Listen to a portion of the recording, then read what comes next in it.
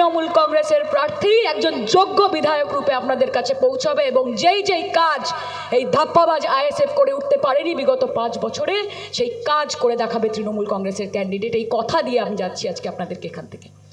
আমাদের পাশে থাকুন। মমতা ব্যানার্জিকে ভয় দেখানোর চেষ্টা করবেন না, অভিষেক ব্যানার্জিকে ভয় দেখানোর চেষ্টা করবেন না, তৃণমূল কংগ্রেসকে ভয় দেখানোর চেষ্টা করবেন না। হুজুর, আপনাকে একটা কথা বলে দিই যে जिस तूफान में आपकी झोपड़ी उड़ जाती है कि जिस तूफान में आपकी झोपड़ी उड़ जाती है ममता बनर्जी उस तूफान में अपनी हवाई चप्पल सुखाती है। माथाয় রাখবেন, সব সময় মাথায় রাখবেন। আর আমরা তার সৈনিক, আমরা প্রত্যেকে তার সৈনিক। সরকারদার জন্য একটা জোরে হাততালি দিন। একজন মানুষ দিন রাত যেভাবে ভাঙড়কে সুসংগঠিত করার জন্য, ভাঙড়কে শান্তিপূর্ণতা যাতে বজায় রাখে, সেটার জন্য যেন আপনাদের কাজ হয়, আপনাদের উন্নয়ন হয়, সেটার জন্য দিন রাত এক করে খাটছেন। নিজের বিধানসভাকে সঙ্গে রেখে ভাঙড়কে যেভাবে সময় দিচ্ছেন, আমি কৃতজ্ঞ সরকারদার কাছে। অনেকের অনেক জ্বালা হবে, অনেকে অনেক কথা বলবে, মাথায় রাখবেন কেউ বাঁচে থাকবে না। তোমার দেখা নাই রে, তোমার দেখা নাই। যখন প্রয়োজনীয়তা হবে, যখন পাশে কাউকে দরকার থাকবে, ওই লাভ ছাড়া ক্ষতি নেই, দিদি ছাড়া গতি নেই। মাথায় রাখবেন সব সময়, দিদি ছাড়া গতি নেই।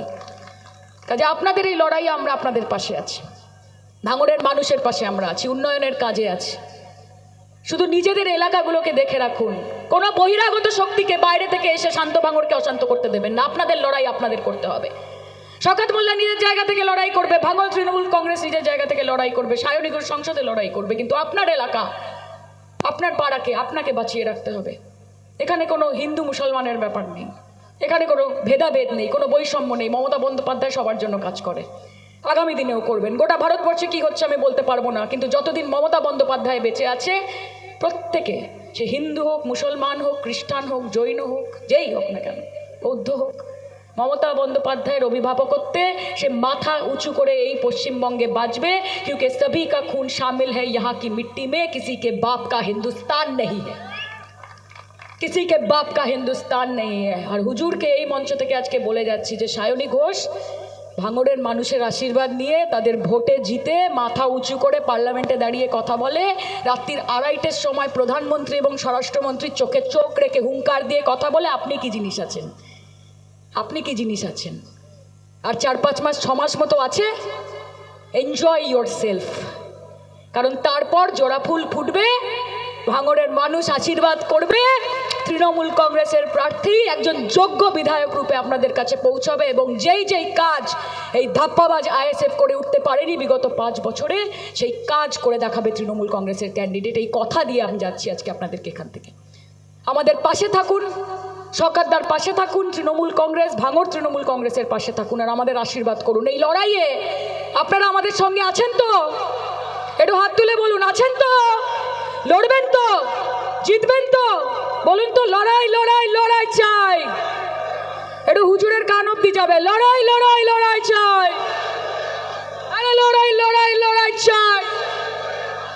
আর এই লড়াইয়ের নেত্রীকে, আর এই লড়াইয়ের নেত্রীকে, তাহলে বলুন আইএসএফ হটা, বিজেপি হটা। সব কটার জামানত বাজেয়াপ্ত করে 26-এ এখান থেকে বাক্স প্যাটরা সমেত বিদায় করবেন। এই লড়াইয়ে আপনার পাশে আমি আছি। যেখানে যেতে বলবেন যাব, যেখানে যেতে বলবেন, যে বুথে যেতে বলবেন যাব। জোড়া ফুল ফুটবে 2026-এ, আর যারা মমতা বন্দ্যোপাধ্যায়ের নামে অপপ্রচার করছে তাদের জামানত বাজেয়াপ্ত করব। আজকে এই সোনপুরের মাটি থেকে এই শপথ নিয়ে নিজের বক্তব্য শেষ করলাম। সবাই খুব ভালো থাকবেন, সুস্থ থাকবেন। সকলকে অনেক অনেক ধন্যবাদ, সরকারদাকে অনেক ধন্যবাদ। Thank you.